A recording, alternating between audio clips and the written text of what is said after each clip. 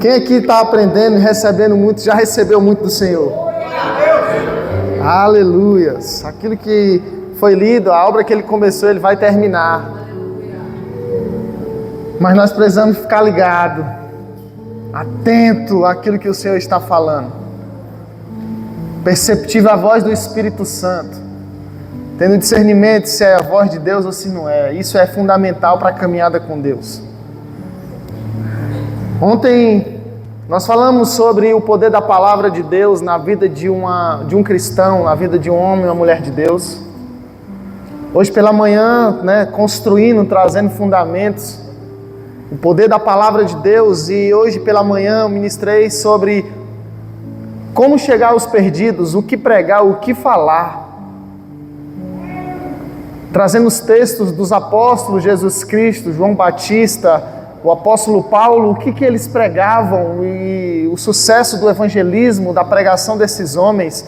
E nós entendemos que quando nós conhecemos a palavra, como eu preguei ontem, nós pregamos sobre o evangelho, que é o tema central do cristianismo. E agora à noite eu quero finalizar construindo ainda esses fundamentos, trazer para você a certeza da sua salvação. Como saber se hoje for o nosso último dia na terra? Se for o nosso último final de semana? Pastor, como saber se eu sou verdadeiramente salvo? E é sobre isso que eu vou falar essa noite. Amém? Abra sua Bíblia. É um tema muito forte. Queridos, de ontem até hoje eu vim trazendo fundamento para pregar essa mensagem. Eu queria chegar nesse momento que você está aí sentado, na pregação de domingo à noite. 1 Pedro capítulo 1. Eu gostaria que você chamasse muito a sua atenção nesse momento, até o final dessa mensagem, para que você entenda, não só para nós, mas quando nós chegarmos para evangelizar alguém, como trazer convicção na vida dessas pessoas que não conhecem a Jesus Cristo, que elas não são salvas. Porque se eu creio que você já pregou, falou de Jesus para alguém, essa pessoa falou assim, não, mas eu também tenho Jesus no meu coração. Não, mas eu não bebo, eu faço bem, é para da igreja para casa. E muitas pessoas acham que por estarem fazendo algo, elas são salvas. E nós vamos trazer aqui a partir de versículos, não o que eu estou achando, não o que eu acho, mas aquilo que a palavra de Deus acha. Pastor, se hoje, dia 24/5/2026, for o meu último dia, eu subo, você vai saber agora através das Escrituras. 1 Pedro, capítulo 1, a partir do versículo 14. Vamos ler a partir do versículo 13. Por isso, cingindo o vosso entendimento, sede sóbrios e esperai inteiramente na graça que vos está sendo trazida na revelação de Jesus Cristo. Versículo 14.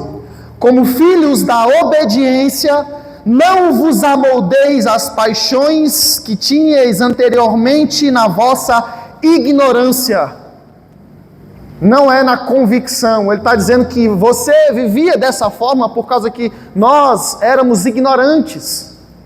Então nós alimentávamos as nossas paixões, os nossos desejos. Mas o versículo 15 diz assim: pelo contrário, segundo é santo aquele que vos chamou, o nosso Deus, tornai-vos santos, também vós mesmos em todo o vosso procedimento. Mas uma palavra aqui na segunda pessoa, ele fala algo muito interessante. Tornai-vos santos. Santidade é uma escolha, irmão. Ele não disse, eu vou fazer você santo. Sabe, o Pedro, ele joga totalmente a responsabilidade para nós vivermos em santidade. Quando nós recebemos Jesus como Senhor e Salvador, Ele nos dá a capacidade de nos tornarmos santos. Versículo 16, porque está escrito: sede santo, porque eu sou santo. Querido, santidade não é um dogma de uma igreja tal, é a linguagem de reino. Todo aquele que recebeu Jesus como Senhor e Salvador, ele está andando em santificação. 3 pilares para que você entenda, para nós ir construindo a pregação de hoje. Alguém que verdadeiramente é salvo em Jesus Cristo: regeneração, justificação e santificação. Você precisa entender sobre isso. Regeneração. Quando você recebe Jesus como Senhor e Salvador, você declara o nome de Jesus, você é batizado nas águas, batizado no Espírito Santo, você é regenerado, uma nova criatura. Por isso que nós precisamos declarar o nome de Jesus. Se você estudar a história, o grande escritor dos Hebreus, Flávio Joséfo, ele escreve dizendo que Nero, ele não perseguia os cristãos e somente matava os cristãos. Ele só matava aquele que negasse o nome. Não, se você negar o nome de Jesus e negar Ele agora, você é salvo do Coliseu. E sabe por que aquele povo não negava Jesus Cristo? Porque eles eram regenerados. Não era somente perseguição de cristãos. Ele precisava, para se livrar do Coliseu, dos leões, ele precisava negar o nome de Jesus Cristo. Então, primeira coisa, regeneração. Você vai olhando para a tua vida, amém? Você recebeu Jesus como Senhor e Salvador, declarou Jesus, foi batizado nas águas. E você está crescendo no Senhor. Isso é regenerado. Depois da regeneração é a justificação. Quando você é regenerado, uma nova criatura, o Espírito Santo habita em você, você é justificado pela fé em Jesus Cristo. E a evidência que eu fui regenerado e justificado é que diariamente eu estou sendo santificado. E para entrar agora na pregação, a partir de agora, só é salvo quem se santifica. Pastor, para mim saber se eu sou salvo mesmo, qual a evidência? Santidade. A palavra do Senhor diz: sem santidade, ninguém verá o Senhor. Todo mundo conhece esse versículo? Sem santificação, ele não está dizendo que você não vai nem entrar, ele está dizendo que você não vai nem ver. Que foi a dúvida de Nicodemos em João capítulo 3. Nicodemos encontra com Jesus Cristo, ele tem dúvida: como é que é para ser salvo? Eu creio que tu é o Messias, porque ninguém pode fazer esses sinais que você está fazendo. Então a Bíblia diz que Nicodemos encontra com Jesus em um momento da sua vida e ele tem dúvida, ele quer ser salvo, ele quer conhecer sobre salvação. Abra sua Bíblia para nós entrarmos em João capítulo 3.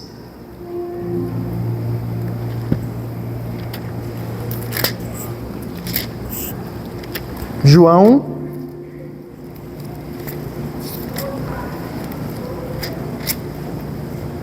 capítulo 3. Foi para esse homem que foi falado um dos textos mais conhecidos da palavra de Deus, porque Deus amou o mundo de tal maneira que deu seu único filho para que todo aquele que nele crê não pereça, mas tenha vida eterna. Deus falou para o ímpio isso, declarando o seu amor pela humanidade.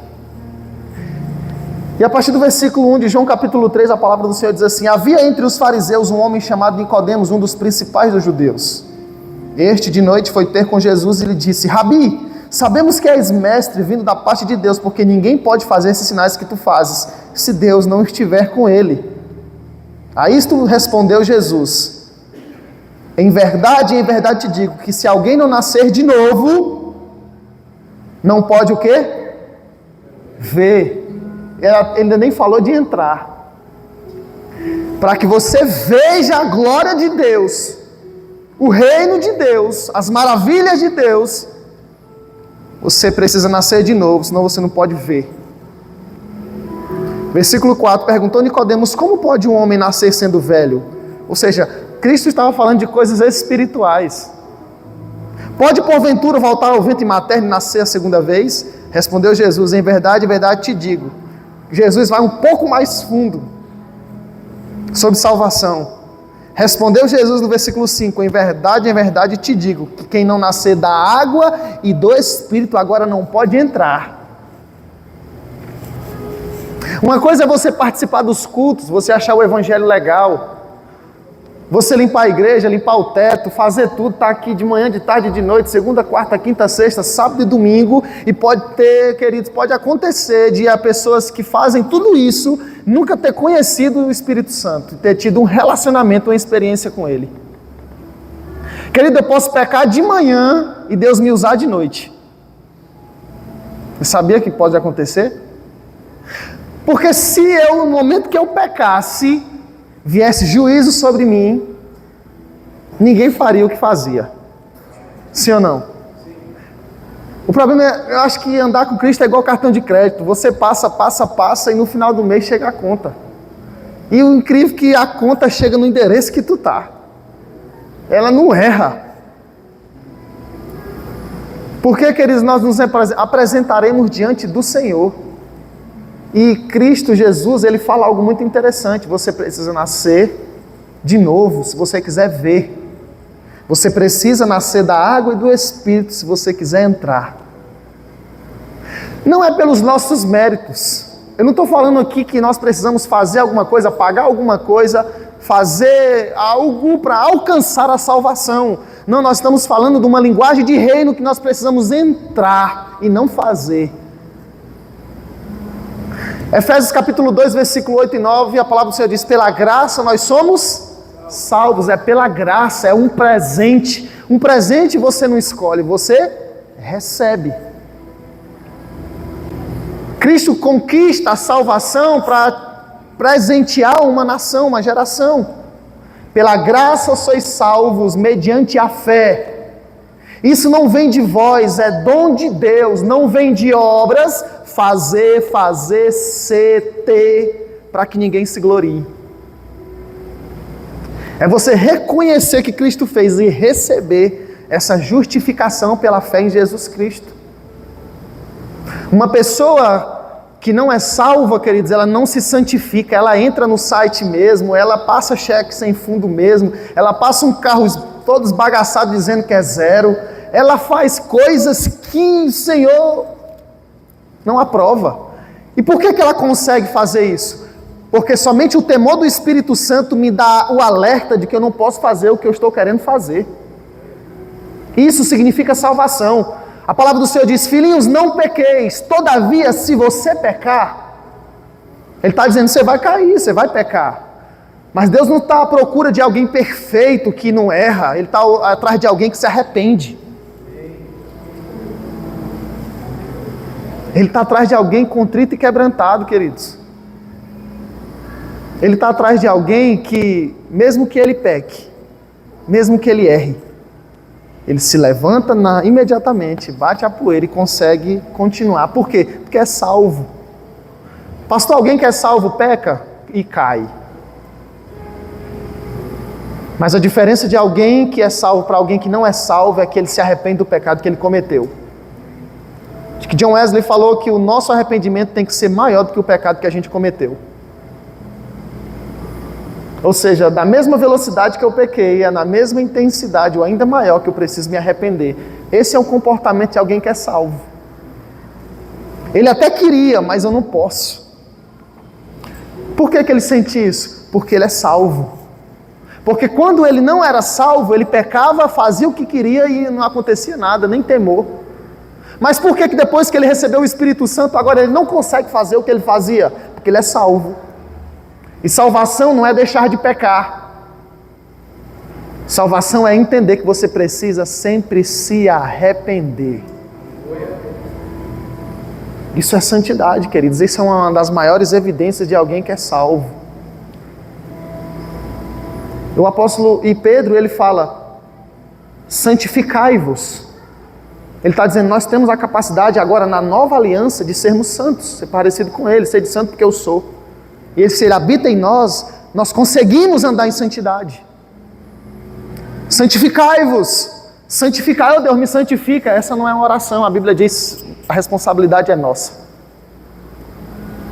Ele não ensina nós a orarmos por santidade, Ele nos ensina a nos posicionarmos como homens e mulheres santos. Se você olhar o Novo Testamento, queridos, você está sempre nos dando essa responsabilidade.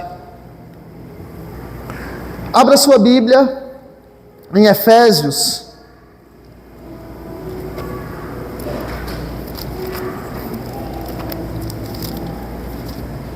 Capítulo 5, versículo 18.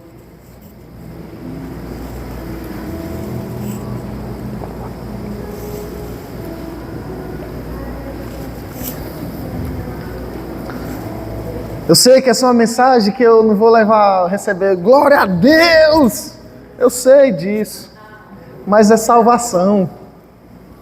Se você quiser, eu mudo o versículo. Essa semana, querido, Deus vai abrir uma porta e você vai... Eu posso mudar. Mas o que nossa geração precisa é de ter a convicção da salvação. A Bíblia diz, buscar em primeiro lugar o reino. E as demais coisas vos serão... acrescentado. Mas o que muitas vezes a gente quer fazer? Primeiro acrescento, quando eu ganhar minha casa, quando o financiamento sair, o casamento sair, minha casa, as coisas, eu vou para Cristo. Mas que tal nós entendermos que salvação é vir de como está? E se você vier, é impossível você permanecer da mesma forma. Isso é caminhar com Cristo. Olha só, Efésios 5,18. E não vos embriagueis com vinho, no qual há dissolução, mas o quê? A responsabilidade de ser cheio do Espírito Santo é de quem? Enchei-vos. Ele está dizendo, meu irmão, você hoje na nova aliança tem a oportunidade de ser cheio do Espírito Santo. E o ser cheio do Espírito Santo não é uma oração que você faz, mas um posicionamento que você toma na sua vida. Ser cheio, querido, é você ser temente ao Senhor. Enchei-vos, santificai-vos. Romanos 12:2. Um texto muito conhecido, mas muitas vezes a gente passa rapidamente por ele. Romanos capítulo 12, versículo 2.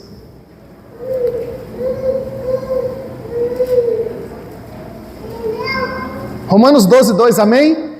E não vos conformeis com este século, mas o quê? Transformai-vos de novo. Deus me transforma, meu Deus. Ele está dizendo, a responsabilidade de ser transformado é sua. Cristo morreu na cruz para que agora você tome uma decisão. De ser cheio, de ser santo, de ser transformado, de ser salvo. Querido, Cristo morre publicamente para que eu e você não se esconda da nossa responsabilidade. Ser cheio. Transformai você de cheios, cara. Queridos, qual é o critério? Cara, queridos, não tem nenhum critério. É só você receber no Espírito. E aqui, o contexto, eu vou ler agora Atos capítulo 6. Mas para que você entenda esse contexto, a igreja estava crescendo, avançando. A igreja, queridos, estava alcançando os lugares. Cristo levanta os discípulos, apóstolos, e ide por todo mundo e prega o Evangelho. Quem crer e for batizado será salvo. Quem não crer será condenado. E os discípulos foram, eles estavam ganhando, avançando. O avivamento estava acontecendo em Jerusalém, avançando pelas outras cidades. Os apóstolos estavam indo no nome do Senhor, acontecendo prodígios, sinais e maravilhas. E em Atos, no capítulo 6, todo avivamento gera demanda. Então tinha que levantar homens para ajudar na obra. A igreja estava crescendo. Imagine quando a Adina ficar com 300 pessoas, 500 pessoas, precisa se levantar homens posicionados, pastores, levitas, evangelistas, mestres, profetas, tem que estar pronto. E aqui estava acontecendo na igreja primitiva. Em Atos capítulo 6, a partir do versículo 1, diz assim: ora, naqueles dias, multiplicando-se o número dos discípulos, houve murmuração dos helenistas contra os hebreus, porque as viúvas deles estavam sendo esquecidas na distribuição diária. Agora onde eu queria chegar. Então, os 12 convocaram a comunidade dos discípulos. Comunidade de quem? Dos discípulos, e disseram. Ou seja, os apóstolos se reuniram, fizeram um conselho e falaram isso aqui, ó: não é razoável que nós abandonemos a palavra de Deus para servir à mesa. Ou seja, o avivamento acontecendo, multiplicando o número de discípulos, precisava levantar homens para ajudar na obra. E os apóstolos lá reuniram e falaram: a gente precisa levantar homens, a comunidade dos discípulos, para mexer, para tocar, para servir na obra. Versículo 3. Mas irmãos, agora o checklist: escolhei dentre vós 7 homens.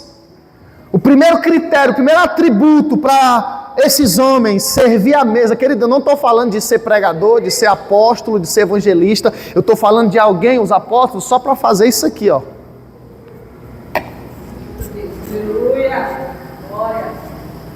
Para servir à mesa, para cortar um pão, botar uma manteiga, entregar uma cesta básica.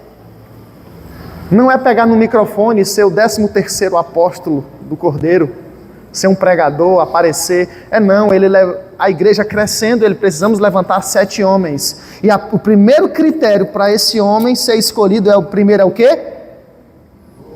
Vou ler o 3 de novo para nós acompanharmos juntos. Mas irmãos, escolhei dentre vós 7 homens. O primeiro atributo é o quê? Boa reputação. Boa reputação, queridos.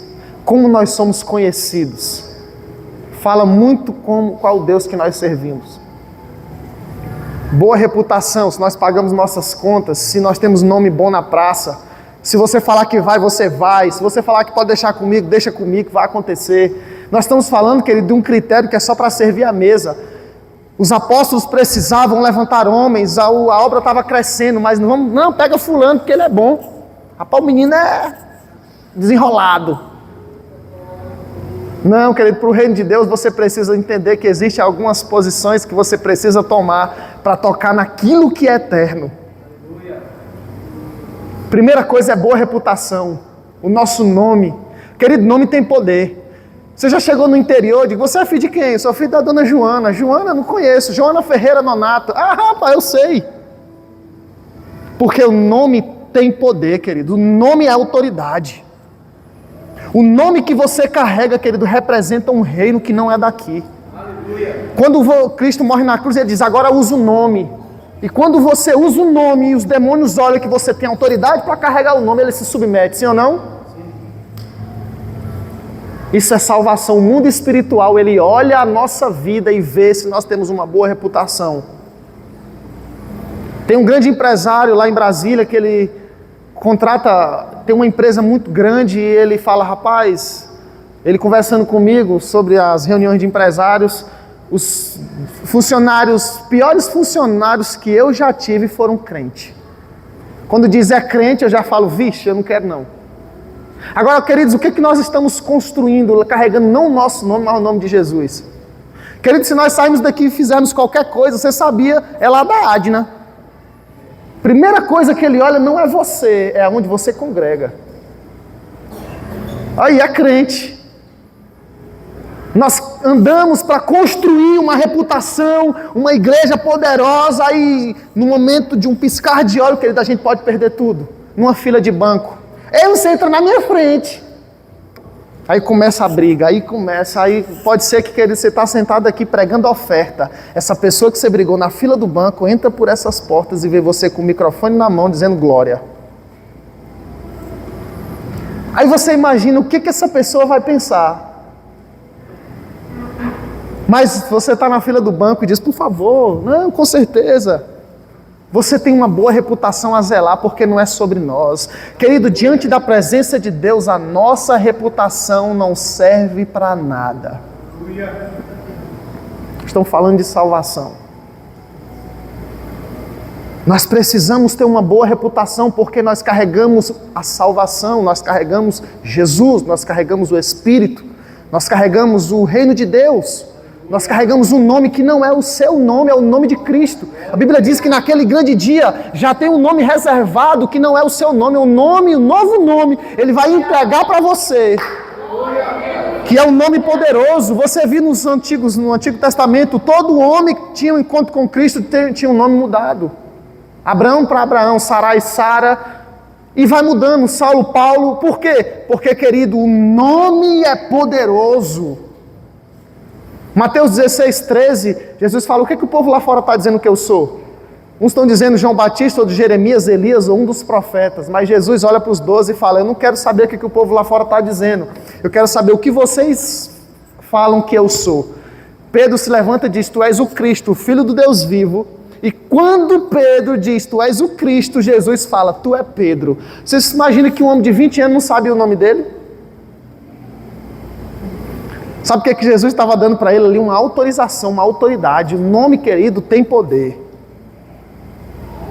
E nós precisamos carregar não o nosso nome, mas o nome de Cristo. Opa, eu tenho uma vizinha maravilhosa, aquela mulher ali, uma família poderosa, é uma referência para mim naquela rua.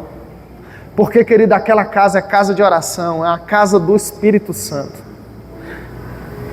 Nós precisamos entender isso, igreja, que isso aqui é o básico, o simples da caminhada com Deus. Porque se acontecer alguma coisa naquela rua, tiver alguém endemoniado, ele sabe aonde bater. Se tiver alguém precisando de oração, de salvar alguém de alguma coisa, ele tem um crente ali, mora ali. Mas é você não, é o que você carrega. É salvação. Então qual é o primeiro critério? Boa reputação. Depois? Mas para fazer o quê? Ah não, pastor, é só para entregar ali. Se para servir a mesa precisa desses critérios, imagine para entrar no céu. Querido, qualquer pessoa tem a chave da tua casa? Qualquer um tem a cópia? Não, só os íntimos têm a chave, a cópia da chave da tua casa. Imagine a chave do reino de Deus. Será que Cristo vai entregar para qualquer um entrar? Boa reputação, cheio do Espírito Santo. Depois, sabedoria. A pessoa sábia, o conselho dele é palavra. É uma pessoa mansa, humilde, uma pessoa que tem um coração de Cristo. Queridos, esses são os critérios para servir à mesa. Nós estamos falando de salvação.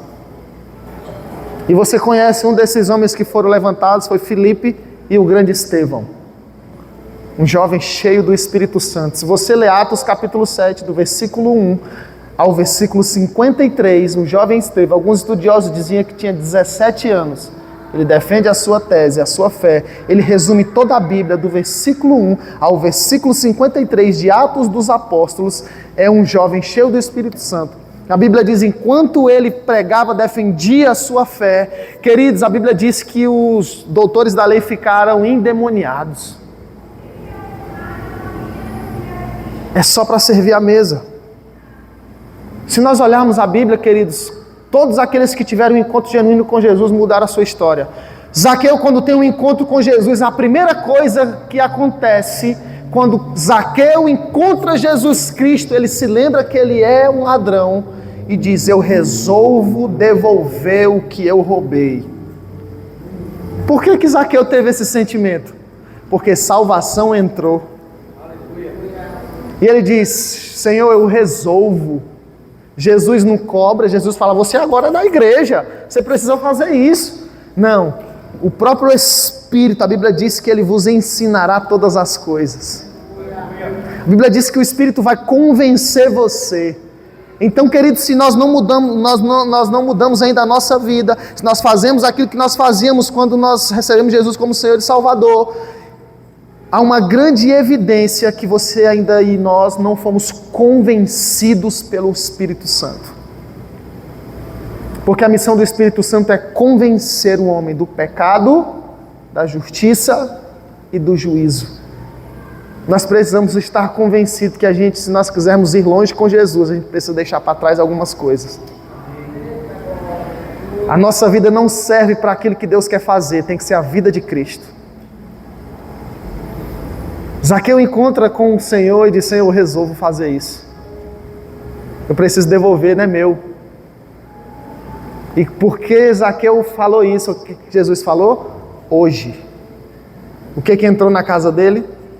Salvação. Por quê? Por causa do espírito de arrependimento e de salvação. Ele entregou e devolveu o que não era dele. Isso é salvação, queridos. Isso, queridos, precisa ser na nossa vida algo, a marca do cristão. A mulher samaritana em João capítulo 4, quando ela se converte, a primeira coisa que ela faz é ir pregar o evangelho. Por quê? Porque agora ela recupera a sua reputação. Aquela que não era nada, que era excluída da sociedade, quando ela tem um encontro com Jesus, agora ela é convicta. Agora ela sabe quem ela não se esconde mais. Você sabia que pecado gera timidez? Uma pessoa que está andando em pecado, ele não tem coragem muitas vezes de pregar, de expulsar um demônio. Muitas vezes lá na Vila Planalto, quando alguém está endemoniado, o apóstolo Elias liga para mim retirar. Esse é o meu ministério de libertação. E eu vou nessas casas, e certa vez eu estava numa cidade de Goiás, ajudando os meus pastores a levantar uma igreja, Caléu, lá em Brasilinha do Goiás. E eu estava num aniversário, cheguei antes do culto para o aniversário de um irmão lá da igreja. Estou no aniversário do filho dele, chega um discípulo que estava caminhando comigo.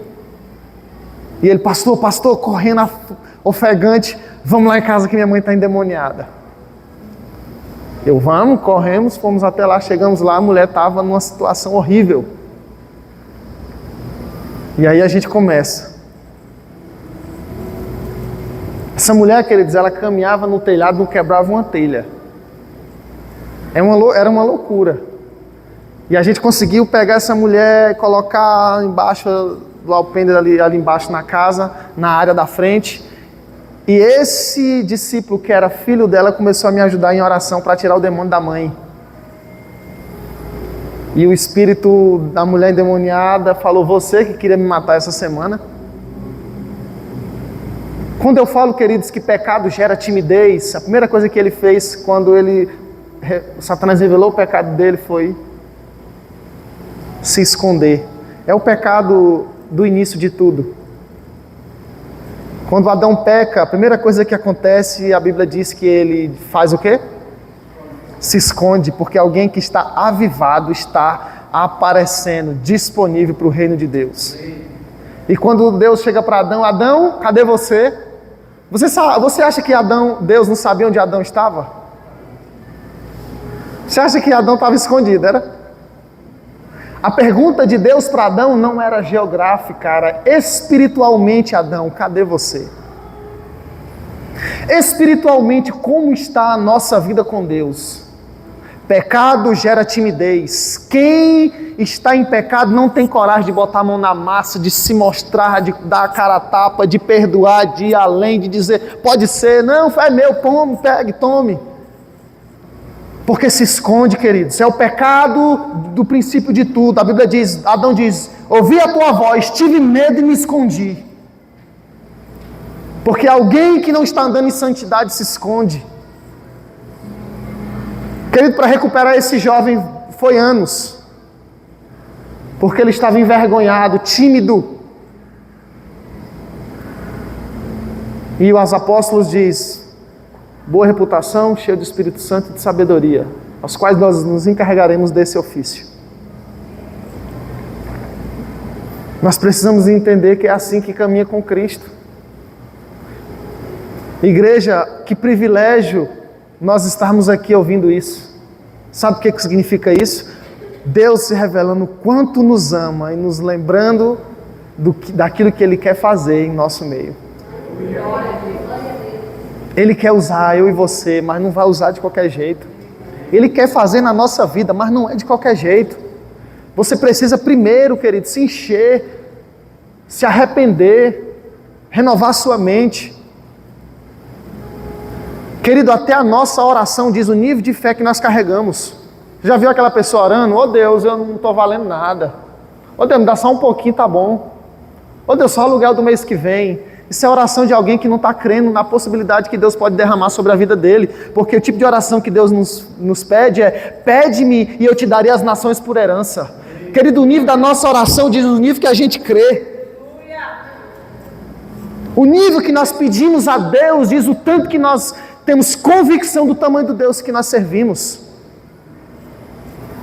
O que muitas pessoas fazem quando estão tímidas? Vão a Deus pedindo como se fosse um pedinte. E Deus não quer que você chegue. A Bíblia diz em Hebreus 4,16, se eu não me engano: acheguemos-nos, pois, com confiança junto ao trono da graça. Ele está dizendo: quando você for ao trono da graça, venha com os ombros levantados, venha com confiança. Não é aquela música "Tá quer vitória, vem chorando, geme e chora", achando que Deus vai ficar todo com dó da gente e vai dar o que a gente está pedindo. Não, querido. Ele diz: acheguemos-nos, pois, com confiança junto ao trono da graça. Acho que é Hebreus 4,16. A fim de recebermos misericórdia e acharmos graça, para sermos ajudados no momento oportuno. É quando você precisar. Ele falou: vou ajudar você no momento oportuno. Por quê? Porque você está na posição. Tem uma história de outra mulher que estava na parada, a mulher cai endemoniada na frente dela. E ela se esconde. Ela disse que o Espírito Santo falou para ela: e agora? O que você vai fazer, fulana? Ela disse que ficou envergonhada, não com a mulher que não conhecia ela, mas com o Espírito Santo, porque ela não estava na posição. Porque ela tinha retrocedido. Porque ela não estava na posição onde Deus chamou ela para estar. Deus não usa quem não está posicionado, irmão. E se Deus usar você está vivendo a vida de pecado, você está em perigo maior do que aquele que não conhece a Cristo. Porque a Bíblia diz, se não me engano, Mateus capítulo 7 em diante, capítulo 5: preguei em teu nome, fiz milagre em teu nome, expulsei demônio em teu nome, fiz sinais em teu nome. Aí ele vai dizer: eu não sei quem você é. Meu Deus, nós precisamos estar na posição, queridos. Nós precisamos andar em santidade. Só santidade. Sem santidade ninguém verá o Senhor. Algo simples, perdão. Por que é tão difícil perdoar? Se foi o que Cristo fez por nós. Querido, nós tínhamos que ser as pessoas mais fáceis de perdoar. Porque nós temos que dar eu ao Senhor por tudo que Ele tem me feito. Faça como Ele fez. Você sabia que se você não perdoar, Deus não pode usar você? Porque Deus não pode usar alguém preso, nem a algo e nem a alguém. Abra sua Bíblia, ou no projetor, capítulo 5 de Mateus, versículo 23.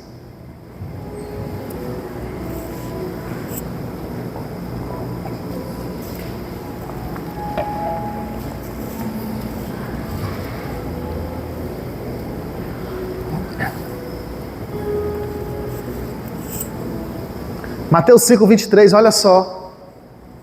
Palavra do Senhor. Portanto, se você estiver trazendo a sua oferta ao altar, e lá você se lembrar. Ele está falando, você está aqui no culto e você acabou de se lembrar de alguém. Ele está dizendo: pronto, a oferta não é só dinheiro, é a sua adoração. Se você estivesse trazendo a sua oferta no altar, se você se lembrar que é o seu irmão, não é isso que está escrito? Que tem alguma coisa contra você. Não é você que está errado, você está certo. Ô pastor, é porque você não sabe como é que foi. Não, tudo bem, querido, você está certo.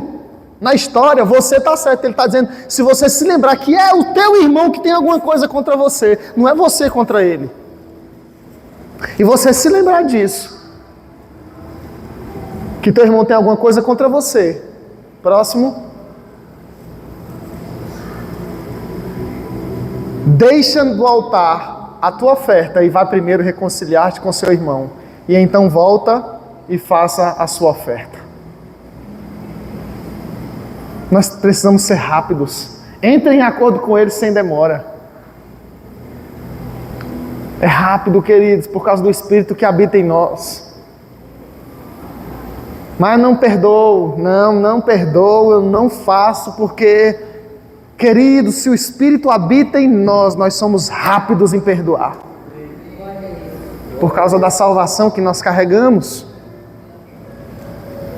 É assim que caminha com Cristo. Não, eu perdoei a ela lá e ao cá. Trazendo para o perdão bíblico.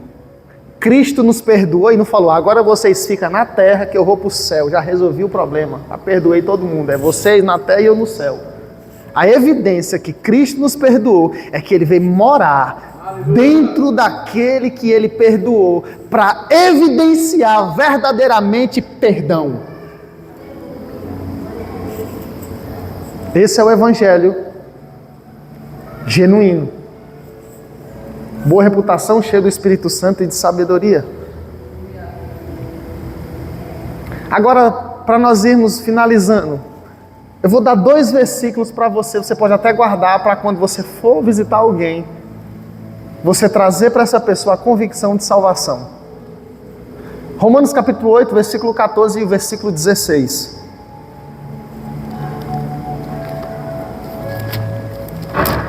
Romanos capítulo 8, primeiro versículo 14.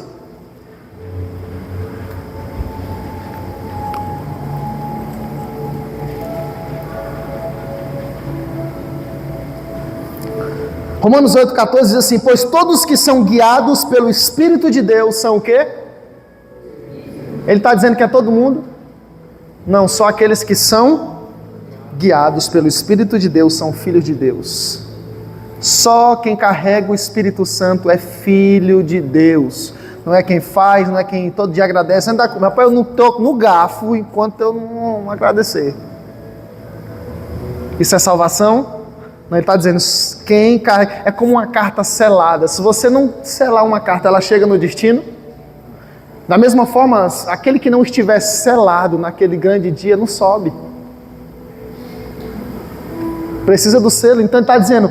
Pois todos que são guiados pelo Espírito Santo de Deus são filhos de Deus. Versículo 16. O próprio Espírito testifica com o nosso Espírito que somos filhos de Deus. Existe uma testificação no Espírito. O Espírito Santo, ele testifica a salvação. Como nós nos comunicamos, o meu Espírito testifica com o Espírito de Deus que nós somos salvos, filhos de Deus. Então aquele momento... de você estar diante do pecado e sempre você tem um segundo para decidir. Por que você agora pensa antes de fazer? Porque antigamente você fazia sem pensar, porque você não era guiado pelo Espírito Santo. Agora, antes de fazer, você tem uma decisão para tomar, de fazer ou de não fazer, de perdoar ou de não perdoar, de andar em santidade ou de não andar em santidade, de acessar o site ou de... Queridos, Cristo leva tão a sério santidade por causa de salvação, que ele diz, se tua mão te faz pecar, ora por ela. É isso que ele fala no versículo? Ou ele manda cortar? Ele leva tão a sério, lógico que você não vai cortar, ele está trazendo para você um exemplo de tamanha convicção de santidade. Se teu olho te faz pecar, arranca. Ele está dizendo, eu levo a sério esse momento, eu levo a sério santidade. Josué ele disse assim, santificai-vos meus irmãos, santificai-vos porque amanhã o Senhor fará coisas grandes no nosso meio. Josué leva o povo à santidade, porque amanhã Deus vai fazer coisas grandiosas. Querido, você quer que Deus derrame sobre a sua vida coisas grandes? Santificai-vos. Santidade é alguém que está batendo continência para o capitão da nossa salvação. É alguém que está alistado no exército do céu. Alguém que está andando em santidade. Eu até queria, mas eu não vou fazer, eu não posso fazer. É alguém que está mandando uma resposta para o mundo espiritual. Me usa, Senhor, eu estou pronto. É alguém que quer, que deseja Deus. É alguém que abandona a sua vida, não porque o que vão pensar, mas aquilo que Cristo vai pensar sobre ela. É a santidade. Queridos, eu trabalho com licitação, eu falei para os pastores, Quantas oportunidades eu já tive de passar um contrato ali no fundo dos panos. Querido, eu recusei uma propina de R$1.300.000, que mudaria a minha vida. Mas imagina eu diante da glória de Deus, a Bíblia diz que os olhos dele é como chama de fogo. Você acha que eu vou ter coragem de olhar nos olhos do meu Senhor e ele falar, peraí, esse Pix aqui?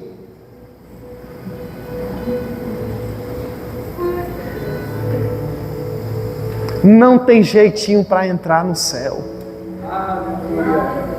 Santidade. A Bíblia diz que um judeu de 33 anos estará de pé nas portas da Nova Jerusalém. E a sua igreja entrando, adornada, limpa. Porque ninguém casa com uma noiva infiel e suja. Ninguém. Quem quer casar com uma noiva infiel aqui? Ninguém. E a Bíblia diz que a sua noiva vai estar linda. É alusão ao casamento. Quando uma pessoa vai se casar, ela entra no salão de manhã. E ela fica o dia todo se preparando para o encontro do noivo à noite.